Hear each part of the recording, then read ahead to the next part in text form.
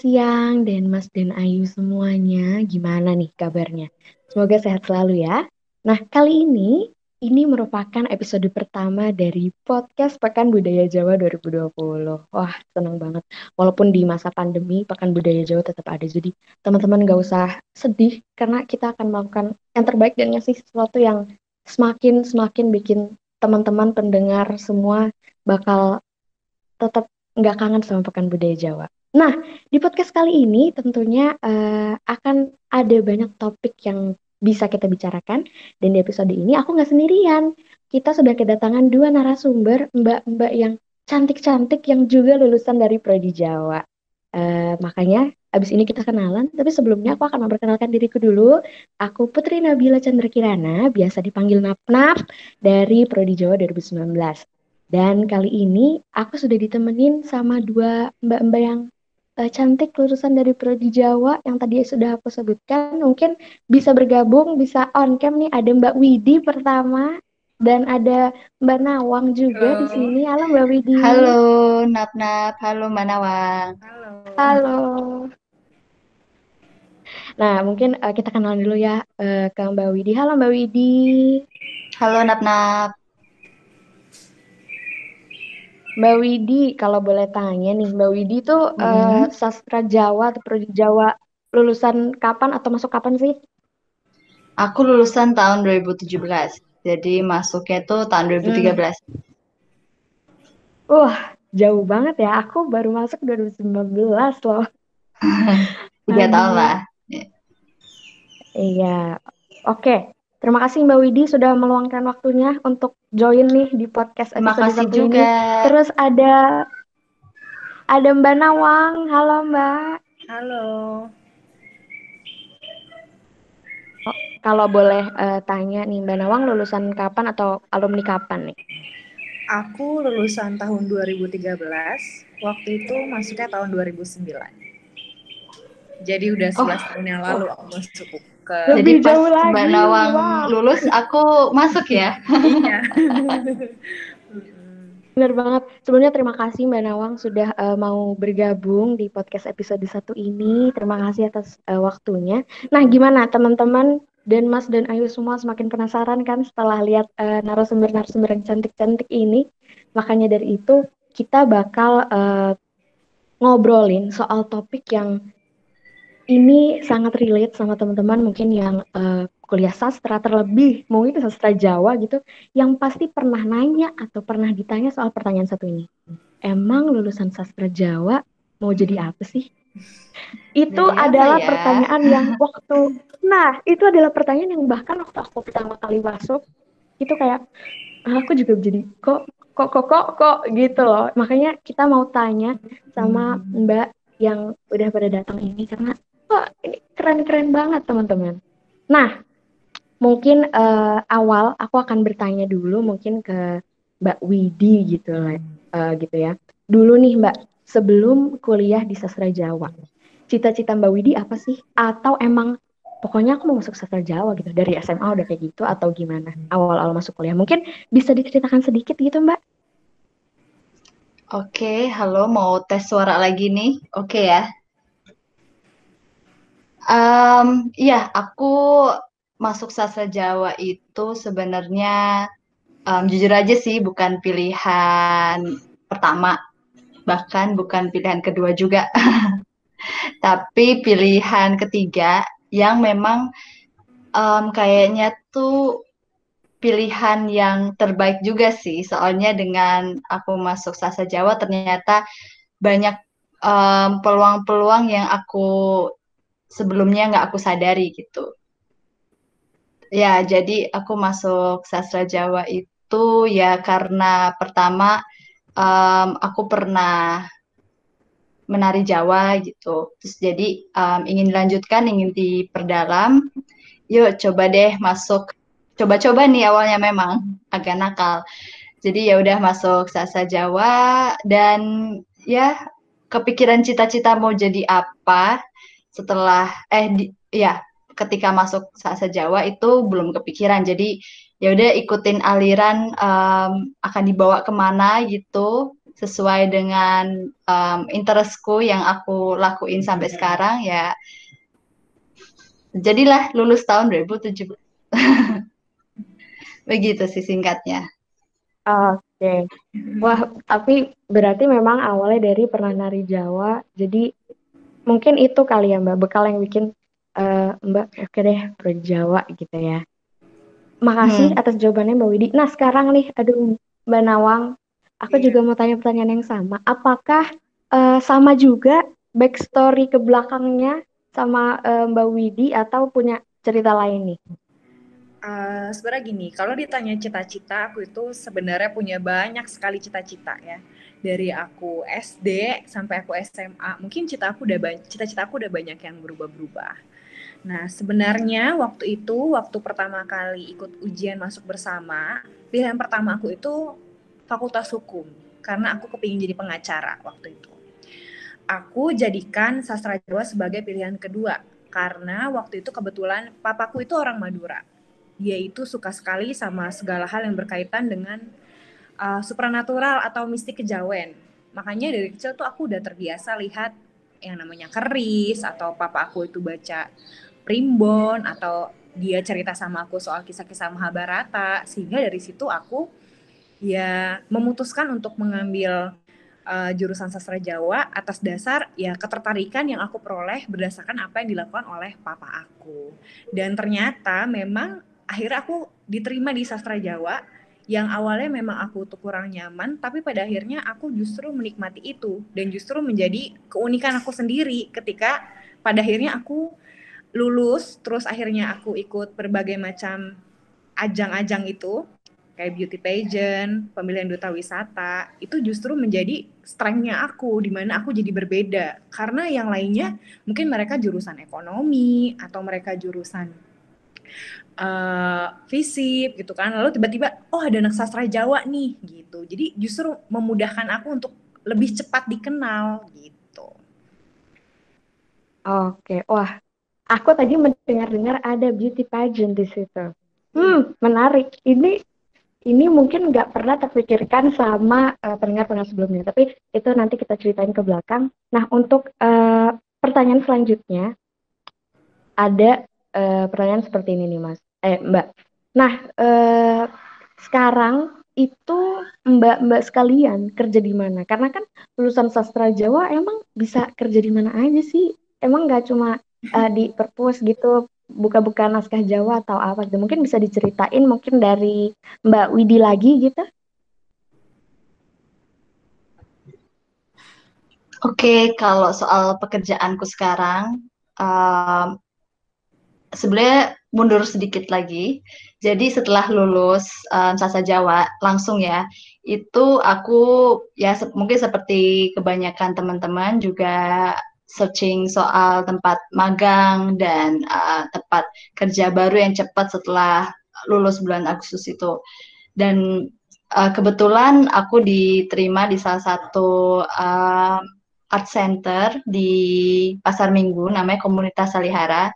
Itu dia bergerak di bidang edukasi seni dan budaya Nusantara dan internasional.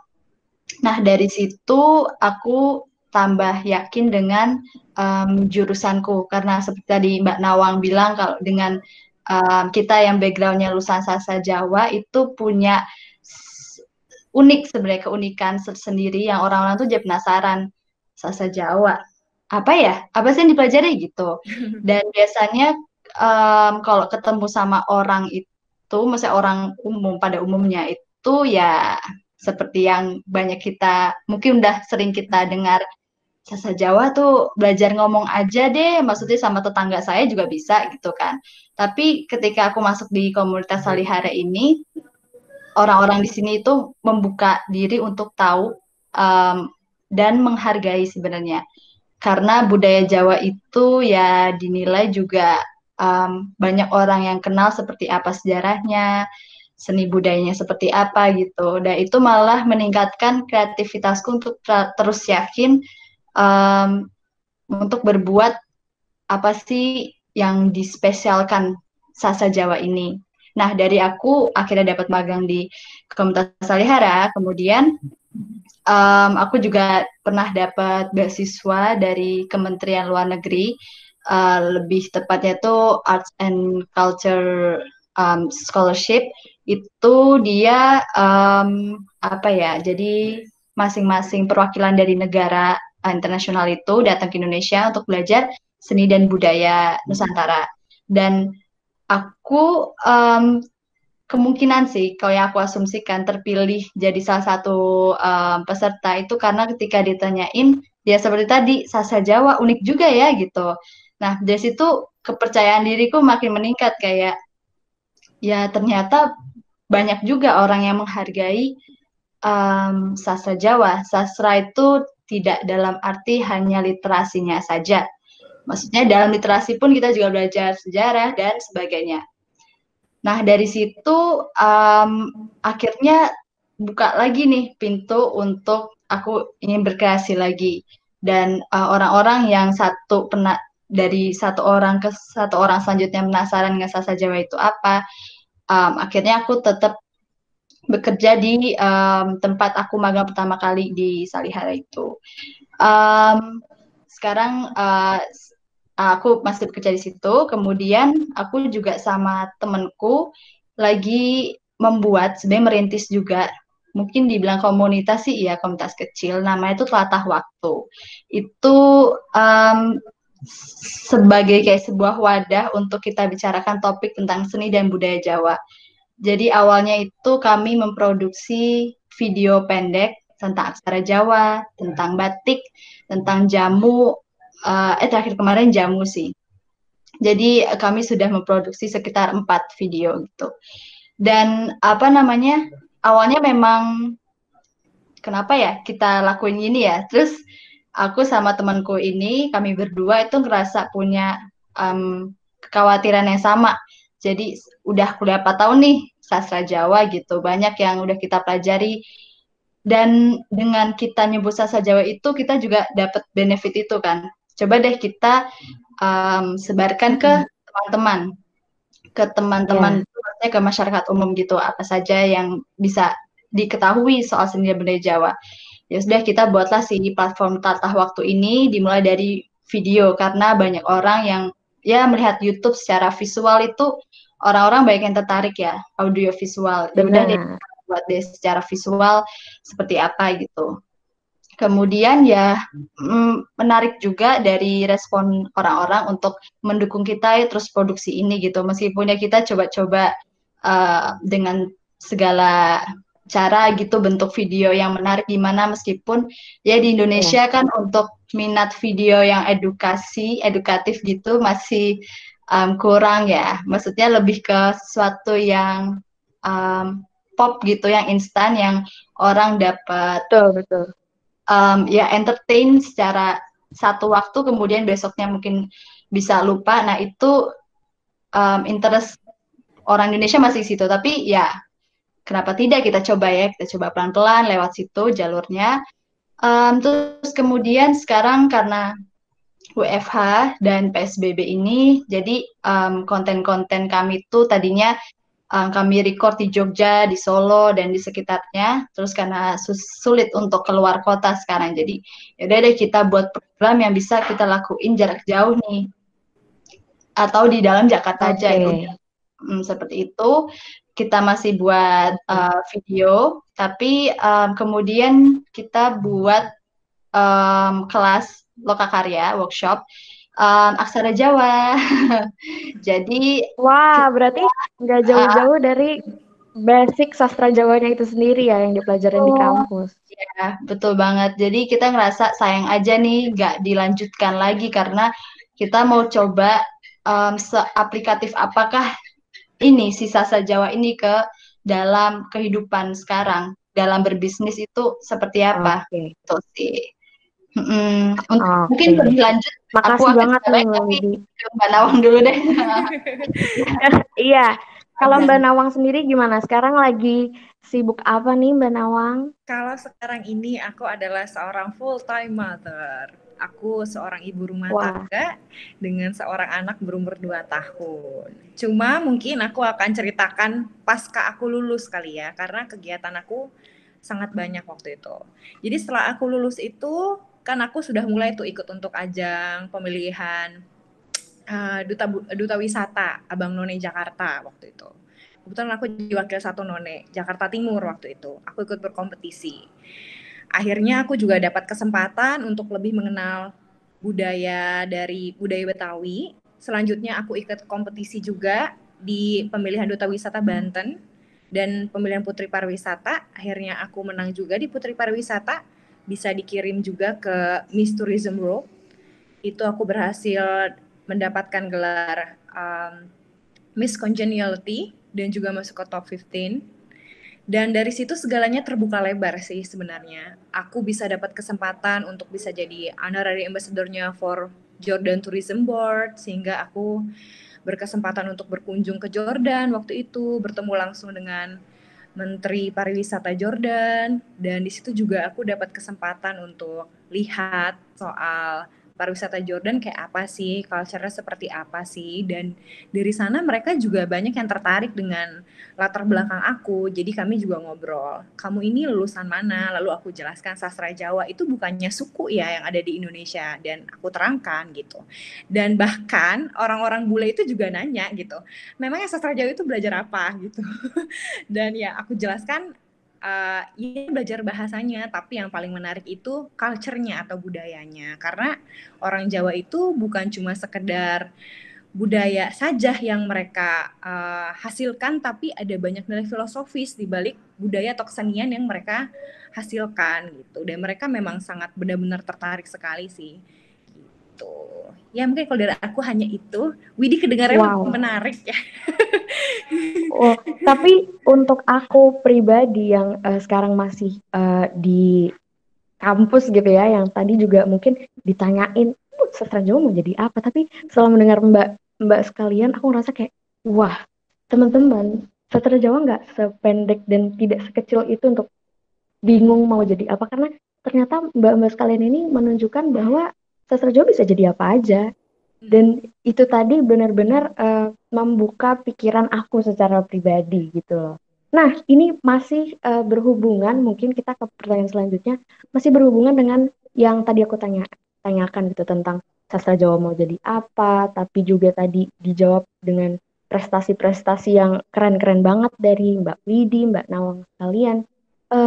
Gini, stereotip orang, pemikiran orang tentang anak-anak sastra Jawa atau lulusan sastra Jawa kan dibilang negatif, mungkin nggak negatif semua gitu, tapi dibilang positif juga ya nggak semuanya gitu juga gitu loh. Yang kami rasakan atau mungkin Mbak sekalian juga pernah rasakan. Nah, menurut Mbak Nawang sendiri nih, nanti kita ke Mbak Widya, menurut Mbak Nawang sendiri gimana sih kalau ditanya kenapa ambil sastra Jawa, emang lulus mau jadi apa? Ini gimana? Jawab dengan percaya diri, bisa jadi apa aja. Jawab dengan percaya diri, bisa jadi apa aja. Karena itu asalnya, kesuksesan itu asalnya dari diri kita sendiri. Apakah kita punya keyakinan yang kuat? Apakah kita cukup keras kepala untuk meraih apa yang kita mau? Memang mungkin lulusan kedokteran UI, kansnya untuk bisa mendapatkan pekerjaan, impian mereka itu lebih besar. Tapi orang yang punya keinginan yang kuat dan keyakinan yang kuat atas dirinya, dan dia punya tujuan yang pasti, tahu dia mau kemana, dia pasti bisa meraih itu. Jadi kalau ada yang tanya, lulusan sastra Jawa bisa jadi apa? Bisa jadi apa aja, jawab aja kayak gitu.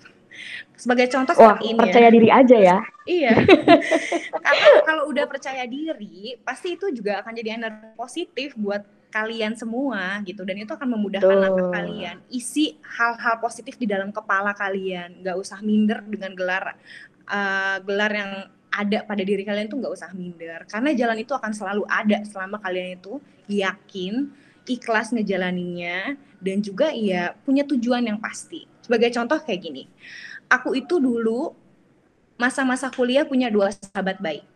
Namanya itu Olive dan Sartika.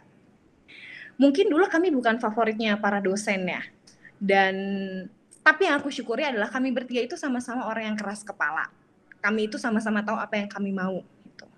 Dan sekarang Olive kerja di salah satu institusi pemerintahan yang paling elit menurut aku. Dia berhasil kerja seorang lulusan sastra Jawa di Badan Intelijen Negara. Sementara Sartika Kaget kan? Sementara Sartika, dia sekarang tinggal di Turki. Suaminya itu eh, doktor ilmu teknik informatika kalau nggak salah, mengajar di Marmara University. Dia jadi ibu rumah tangga, tapi dia punya bisnis sampingan, yaitu online shop. Dan omsetnya itu sekarang sudah mencapai ratusan juta per bulan.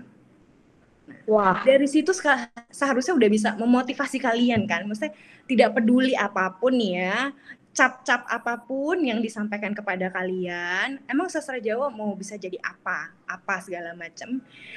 Yang terpenting adalah dari dalam diri kalian sendiri, kalian harus yakin kalian mampu, kalian pasti bisa. Karena sebagai contoh tadi aja mungkin kayak aku, Olive dan Sartika, mungkin sebagian orang atau sebagian orang itu memandang sebelah mata kami waktu itu, tapi akhirnya kami bisa membuktikan bahwa kami itu mampu dan kami itu bisa gitu. Jadi jangan pernah rendah diri, jadikan sastra Jawa nah itu gelar kalian itu sebagai keunikan kalian, justru sebagai strength-nya kalian, bukan weakness-nya kalian.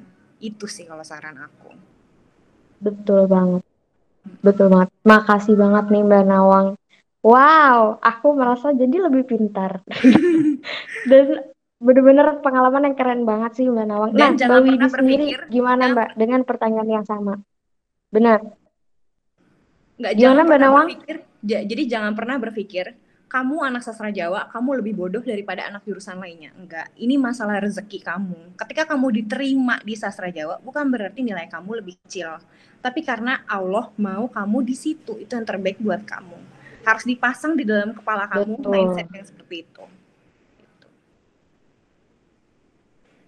betul. Nah, mungkin ini bisa jadi pengingat teman-teman semua yang dengerin ya, buat Denmas dan Ayu yang lagi dengerin ini. Gimana nih kalau dengan Mbak Widi, dengan pertanyaan yang sama tadi? Kalau menurut aku setuju banget sama Mbak Nawang, 100% setuju. Karena kita ya harus percaya diri.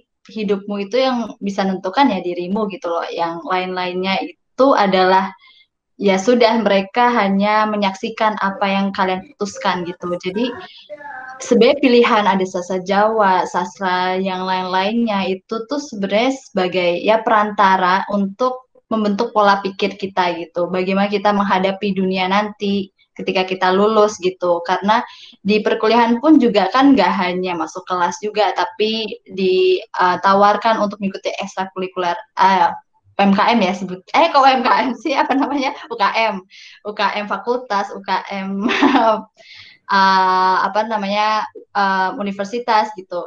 Karena di situ kan akhirnya menggali kreativitas kalian masing-masing yang akhirnya menemukan di mana sih apa ya keinterestan dirimu itu terhadap nanti ketika sudah lulus. Sebenarnya ya memang balik lagi itu keputusan kalian nyamannya ada di mana gitu. Dengan begitu ide-ide itu pun akan meluncur pelan-pelan. Jadi ketika mau ditanyain mau jadi apa sih? Ya jadi apa aja mau kamu sebut sebagai jadi influencer bisa, jadi entrepreneur juga bisa, bisa saja semuanya. Jadi percaya diri aja dan lakukan yang terbaik untuk ya teman-teman yang masih kuliah sekarang. Dari kita belajar mata kuliah Sastra Jawa itu sebenarnya bisa dilihat dari banyak sisi. Jadi tidak secara teoritis menurut teori ini, teori itu gitu. Itu kan teori pengantar kamu untuk mencapai ketujuan ke suatu masalah itu gimana cara penyelesaiannya. Nah, dengan begitu kita juga dilatih kan untuk menyelesaikan masalah ini pakai teori apa sih? Teori yang kamu yakini itu apa gitu. Maksudnya ini dalam hal ketika nanti menemukan masalah dalam dunia pekerjaan kah atau di kehidupan setelah kuliah ini gitu. Jadi dengan kita belajar budaya Jawa juga, kita juga bisa tahu gimana masyarakat Jawa menghasilkan berbagai karya budayanya itu melewati proses yang cukup panjang yang memang apa tuh namanya sebuah sikap hidup untuk menyelesaikan sebuah permasalahan gimana. Nah, makanya banyak apa tuh namanya seperti ya dongeng-dongeng, meskipun dongeng-dongeng itu ya sebuah legenda atau mitos, tapi kita bisa lihat dari sisi lainnya juga kenapa ini muncul sih legenda mitos ini. Itu bisa, siapa tahu mungkin ada yang suka apa namanya, seperti membuat video atau membuat film, itu pun juga bisa dijadikan sebuah bisnis, menghasilkan uang juga, karena mungkin mindset untuk lulus lulus orang yang baru lulus maksudnya di dunia perkuliahan ke pekerjaan itu pasti ingin pemasukan aku tuh dari mana ya, dari sastra Jawa ini gitu. Ya seperti tadi Mbak Nawanjo bilang, chance itu akan terus datang kalau kamu percaya diri dan yakin dengan kemampuan yang kamu dapat. Gitu. Nah, itu dia tadi jawaban dari Mbak Nawang dan Mbak Widi. Jadi sebenarnya nggak perlu pusing. Kalau mungkin yang aku bisa tangkap adalah sastra Jawa ini nggak bikin kita untuk nggak lari kemana-mana. Justru kita punya chance yang besar, apalagi kalau ditambah kita bisa percaya diri dan ngembangin passion kita di diri kita masing-masing, ya nggak sih Mbak? Nah, oleh karena itu, teman-teman, jadi ini harusnya membuka pikiran kita semua, apalagi mungkin teman-teman yang selama ini juga masih mikir, aduh, kira-kira gue bisa kerja nggak ya kalau misal lulus dari sastra Jawa dan sebagainya. Buktinya Mbak Widi, Mbak Nawang, dan mungkin tadi teman-temannya Mbak Nawang yang diceritakan, itu semua membuktikan bahwa teman-teman nggak perlu takut kalau teman-teman punya ketakutan untuk lulus sastra Jawa mau jadi apa udah. Nah, ada pertanyaan lagi nih, Mbak Widi. Mungkin boleh nggak ya aku manggil atau bilang Mbak Widi sebagai pemerhati budaya gitu kalau bisa dibilang. Kalau buat Mbak Widi sendiri, harapan dari Mbak Widi untuk mahasiswa-mahasiswa yang masih kuliah nih di sastra Jawa saat ini dan atau yang pengen masuk kuliah sastra Jawa tapi masih ragu, gitu. Kira-kira Mbak Widi gimana tanggapannya untuk hal kayak gitu? Oke, sebenarnya nggak berharap-berharap aja sih. Itu juga keputusan kalian ya. Seperti tadi poin sebelumnya yang aku sama Mbak Nawang sampaikan. Paling lebih terbuka aja dengan pilihan yang udah kalian dapat sekarang gitu. Kalau misalkan untuk teman-teman yang sedang berkuliah sekarang, lakuin aja, jalanin perkuliahan itu dengan menyenangkan gitu. Jadi ya meskipun mungkin ada beberapa dosen yang mengarahkan kalian, ayo nanti lulus kesini ya gitu. Ya maaf nggak nyebut nama juga. Itu balik lagi ke pilihan kalian juga gitu. Sebenarnya dengan mata kuliah yang disajikan oleh kurikulum itu mengarahkan ke banyak pilihan. Terserah mau jadi apa tuh namanya, budayawan kah atau bergerak di filolog atau sastra gitu. Dan balik lagi kan kita di ilmu budaya masyarakat yang pun juga apa tuh namanya, kita berinteraksi dengan ya sesama ke masyarakat dan alam semesta ini gitu. Jadi sebenarnya dengan kita membaca sebuah, sekarang tuh mungkin karena ya buku lah, maksudnya sebuah buku yang ditawarkan oleh pengajar-pengajar gitu, kamu pahami aja pelan-pelan gitu. Maksudnya aku juga agak sedikit menyesal pas waktu kuliah itu tidak terlalu mendengarkan dengan baik. Jadi ya banyak hal yang ternyata, loh kan itu udah pernah diajarin di kelas gitu. Oh iya ya, aduh ya ampun. Berarti mungkin pas masa-masa itu aku juga merasakan kegalauan yang banyak orang sedang, baik teman-teman yang di perkuliahan sedang rasakan, mungkin soal Jawa tuh apa ya yang aku bisa dapatkan untuk kehidupanku nanti gitu.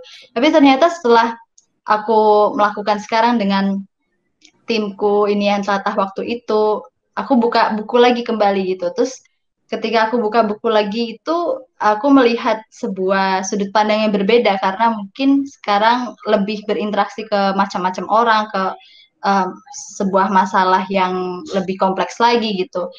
Pas ketika aku baca kembali textbook yang ditawarkan oleh dosen-dosen, itu ternyata memang sangat applicable ya untuk di dunia masyarakat gitu, karena kita masih bersosialisasi dan itu pun masih berguna.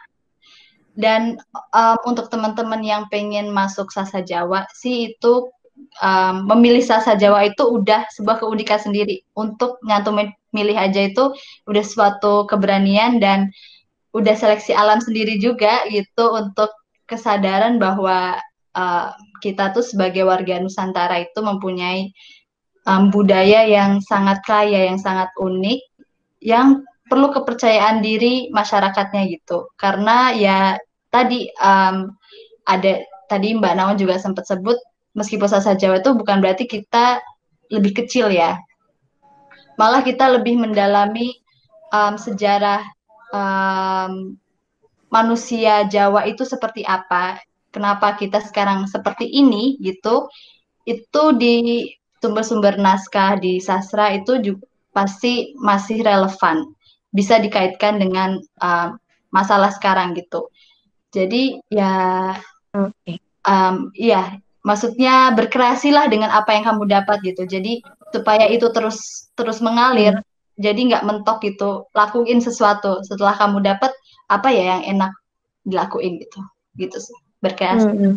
Ya. Berarti kalau misal yang bisa aku tangkap sedikit, pelajaran yang Mbak Widi pernah pelajari selama di Sastra Jawa itu sebenarnya ya masih sangat amat bisa diaplikasikan di dalam dunia pekerjaan Mbak Widi sekarang gitu ya. Iya, betul banget. Kalau Mbak Nawang nih sedikit gimana nih pandangannya buat teman-teman yang sekarang lagi kuliah Sastra Jawa atau mungkin tertarik buat masuk ke Sastra Jawa tapi masih ragu-ragu, sedikit gimana nih Mbak Nawang? Kalau aku sih nggak berharap ya, tapi aku meminta kalian untuk percaya diri, untuk punya keyakinan yang kuat, karena itu adalah energi terbesar untuk bisa sukses gitu. Kenapa aku bilang kayak gini? Karena kecenderungannya ya, bukan hanya di angkatan kalian aja, dari angkatan aku, angkatan junior-junior di bawah aku sampai aku lulus, sepertinya aku melihat kecenderungan anak-anak sastra Jawa itu kurang percaya diri dengan titel yang mereka bawa. Makanya kalian itu harus percaya diri, jadikan itu keunikannya kalian, karena itu modal utama untuk sukses. Masalah nanti kalian bisa bekerja di bidang apa, ketika kalian udah punya kepercayaan diri, keyakinan, itu biasanya semesta itu pasti juga akan menuntun kalian ke arah yang benar gitu. Ini mungkin aku kedengarannya agak semesta ya? Menuntun tuh. Iya, dan satu lagi seperti ini. Kalau kita belajar sastra Jawa, mungkin yang kita pelajari itu kalau di zaman aku ya itu adalah penguasaan bahasa Jawa. Terus ada kebudayaan Jawa, ada kesenian Jawa, belajar filologi dan lain-lain sebagainya. Kalau aku melihatnya adalah bukan pelajaran itu yang aku ambil dan aku serap untuk aku aplikasikan kepada tujuan aku, tapi nilai-nilainya, nilai-nilai dari pembelajaran yang aku peroleh. Misalnya di dalam kebudayaan Jawa dijelaskan filosofi hidup orang Jawa yang mereka itu nerimo, ikhlas. Itu kan salah satu nilai yang sangat luar biasa kan, dimana kalau kita ikhlas, kita tulus ngelakuin sesuatu, kita menjalankan sesuatu tuh sepenuh hati, itu pasti ya kita akan memberikan yang terbaik, dan pada akhirnya hal yang terbaik itu akan kembali lagi ke kita, yang akan menguntungkan kita juga pada akhirnya gitu. Nah, untuk yang mau masuk sastra Jawa tapi masih ragu-ragu, jangan ragu-ragu. Gimana ya, sebenarnya kalau itu kan keputusan dari mereka sendiri kan ya, kalau mau pilih jurusan ya. Ya, mungkin bisa dijadikan bahan pertimbangan aja sih, yang disesuaikan dengan passion dan minatnya mereka itu sebenarnya di bidang apa. Kalau emang mereka senang dengan segala hal yang berbau dengan filosofi, segala sesuatu hal yang berbau dengan budaya Indonesia, ya masuklah sastra Jawa. Tapi kalau memang sebenarnya niatnya berada di hal yang lain, ya dipertimbangkanlah dengan bijaksana dan juga baik-baik. Gitu sih. Oke. Tuh teman-teman dan Mas dan Ayu semua yang mendengarkan ataupun menonton gitu ya, itu merupakan jawaban-jawaban dari Mbak Nawang dan Mbak Widi atas pertanyaan-pertanyaan kita ataupun teman-teman sekalian di luar yang bingung selama ini atau yang merasa belum ada pencerahan, aku butuh pencerahan gitu ya. Kali ini semoga episode ini bisa jadi tuntunan, bisa jadi eh, hasil hasil sharing ini tuh bisa jadi pencerahan lah pastinya buat kita semua. Sebelumnya ternyata nggak kerasa kita udah sampai di akhir dari podcast episode 1 ini. Jadi aku mau bilang makasih banyak buat Mbak Widi, Mbak Nawang atas sharing-sharingnya, pengalamannya, dan waktunya untuk nyempetin ngobrol bareng di podcast episode 1 ini. Terima kasih banyak Mbak, matur nuwun. Dan Makasih Nana pokoknya nggak dan berasa, ya PBJ. iya,